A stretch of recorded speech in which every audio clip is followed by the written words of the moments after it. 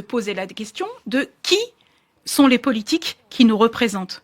Elle a une part de responsabilité, pardonnez-moi Lydie Massard, dans cette montée du Rassemblement national, par exemple. Est-ce que la gauche, finalement, s'est éloignée de son électorat, j'allais dire traditionnel, historique, électorat social, l'électorat des territoires, au détriment d'un électorat peut-être un peu plus urbain qui, justement, ne correspond plus à cette finalité de la gauche? Oui, je le crois.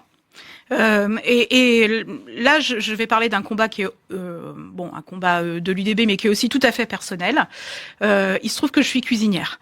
J'ai été députée européenne, mais je suis redevenue cuisinière. Et quand je fréquente quand même tout ce milieu politique, et je remarque une chose, c'est que tout le monde se ressemble. En fait, les politiques d'aujourd'hui, ils ne ressemblent plus à la société. Alors attention, je n'ai rien contre les gens qui sortent des grandes écoles et qui viennent des grands centres urbains. Pas du tout.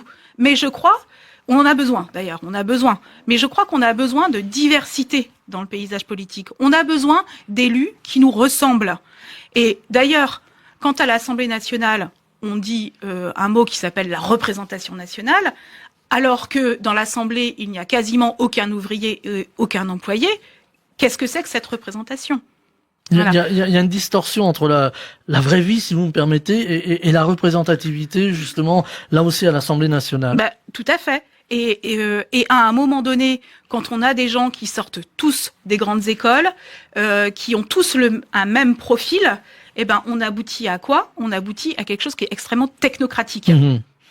Et on n'aboutit pas à une politique qui parle à tout à chacun et à tout à chacune. Il y a une forme de nivellement de la pensée politique de gauche, si je vous suis bien. De gauche comme de droite d'ailleurs. Comme de droite d'ailleurs, oui.